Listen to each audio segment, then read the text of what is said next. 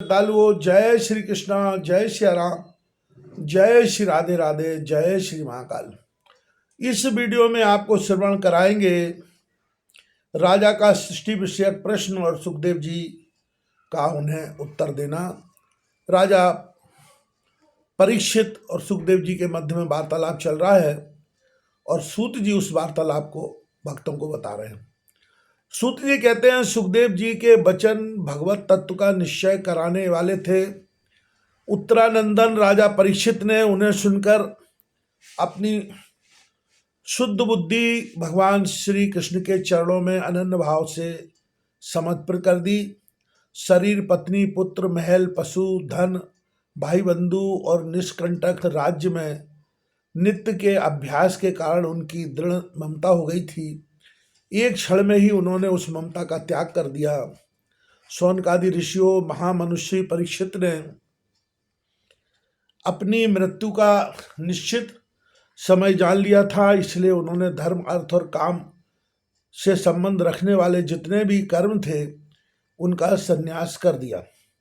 इसके बाद भगवान श्री कृष्ण में सुदृढ़ आत्मभाव को प्राप्त होकर बड़ी श्रद्धा से भगवान श्री कृष्ण की महिमा सुनने के लिए उन्होंने सुखदेव जी से यही प्रश्न किया जिसे आप लोग मुझसे पूछ रहे हैं।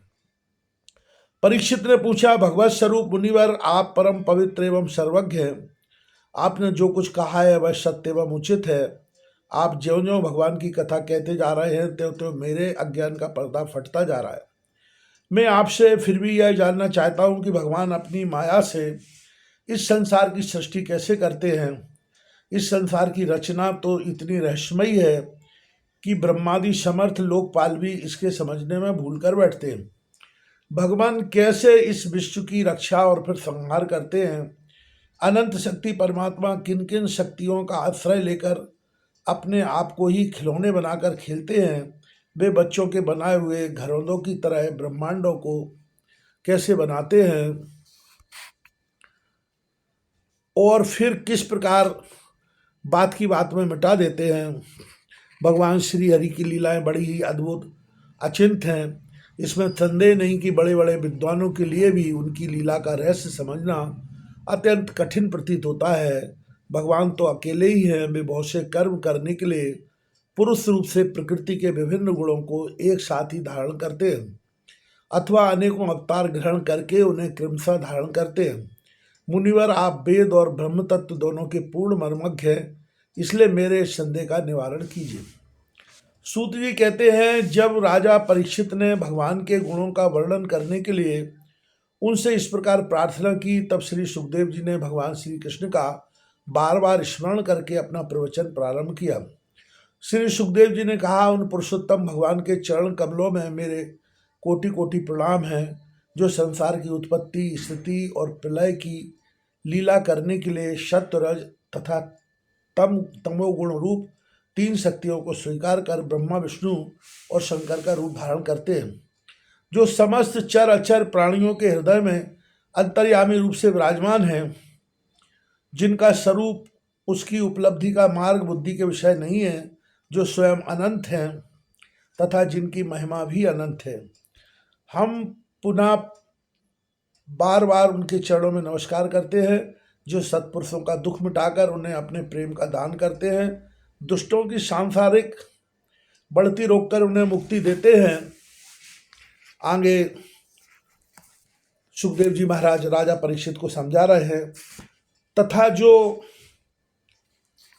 लोग परमहंस आश्रम में स्थित हैं उन्हें उनकी भी अभीष्ट वस्तु का दान करते हैं, क्योंकि चर अचर समस्त प्राणी उन्हीं की मूर्ति हैं, इसलिए किसी से भी उनका पक्षपात नहीं है।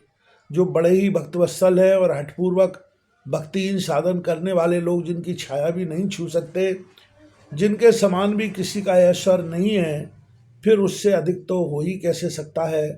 तथा ऐसे ऐश्वर्य से युक्त होकर जो निरंतर ब्रह्मस्वरूप अपने धाम में विहार करते रहते हैं, उन भगवान श्री कृष्ण को मैं बार बार नमस्कार करता हूँ, जिनका कीर्तन, स्मरण, दर्शन, बंदन, श्रवण और पूजन जीवों के पापों को तत्काल नष्ट कर देता है। उन पूर्ण कीर्ति भगवान श्री कृष्ण को बार बार नमस्कार है। विवेकी पुरुष जिनके चरण कमलों की शरण लेकर अपने हृदय से इस लोक और परलोक की आसक्ति निकाल डालते हैं और बिना किसी परिश्रम के ही ब्रह्म पद को प्राप्त कर लेते हैं, उन मंगलमय कीर्ति वाले भगवान श्री कृष्ण को अनेक बार नमस्कार है। बड़े बड़े तपस्वी, दानी, यशस्वी, मनुष्य, सदाचारी और मंत्रवेत्ता जब तक अपनी साधनाओं को तथा अपने आप को उनके चरणों में समर्पित नहीं कर देते, तब तक उन्हें कल्याण की प्राप्ति नहीं होती। जिनके प्रति आत्मसमर्पण की ऐसी महिमा है, उन कल्याणमयी कीर्ति वाले भगवान को बार बार नमस्कार है। किरात, हूण, आंध्र, पुलिंद, पुलकस, आवीर, कंक, यवन और खस आदि नीच जातियां तथा दूसरे पापी जिनके शरणागत भक्तों की शरण ग्रहण करने से ही पवित्र हो जाते हैं, उन सर्वशक्तिशाली भगवान को बार बार नमस्कार है।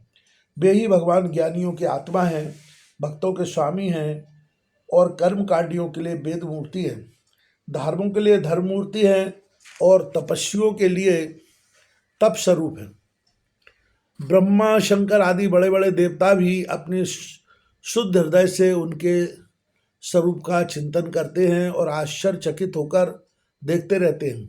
वे मुझ पर अपने अनुग्रह की प्रसाद की वर्षा करें, जो समस्त संपत्तियों की स्वामिनी लक्ष्मी देवी के पति है, समस्त यज्ञों के भोक्ता एवं फलदाता है, प्रजा के रक्षक है, सबके अंतर्यामी और समस्त लोगों के पालन करता है तथा पृथ्वी देवी के स्वामी हैं, जिन्होंने यदुवंश में प्रकट होकर अंधक, वृष्णि और यदुवंश के लोगों की रक्षा की है तथा जो उन लोगों के एकमात्र आश्रय रहे हैं।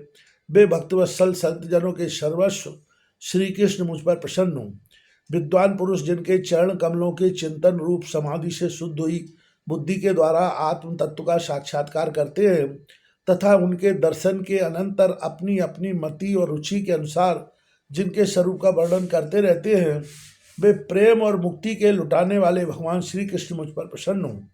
जिन्होंने सृष्टि के समय ब्रह्मा के हृदय में पूर्व कल्प की स्मृति जागृत करने के लिए ज्ञान की अधिष्ठात्री देवी को प्रेरित किया और वे अपने अंगों के सहित वेद के रूप में उनके मुख से प्रकट हुई, वे ज्ञान के मूल कारण भगवान मुझ पर कृपा करें, मेरे हृदय में प्रकट हों। भगवान ही पंच महाभूतों से इन शरीरों का निर्माण करके इनमें जीव रूप से शयन करते हैं और 5 ज्ञानेंद्रिय, 5 कर्मेंद्रिय, 5 प्राण और 1 मन इन 16 कलाओं से युक्त होकर इनके द्वारा 16 विषयों का भोग करते हैं। वे सर्वभूतमय भगवान मेरी वाणी को अपने गुणों से अलंकृत कर दें।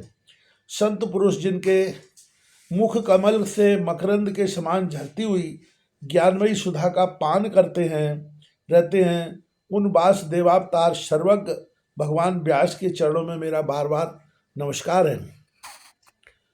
परीक्षित, वेद गर्भ स्वयंभू ब्रह्मा ने नारद के प्रश्न करने पर यही बात कही थी जिसका स्वयं भगवान नारायण ने उन्हें उपदेश किया था और वही मैं तुमसे कह रहा हूँ।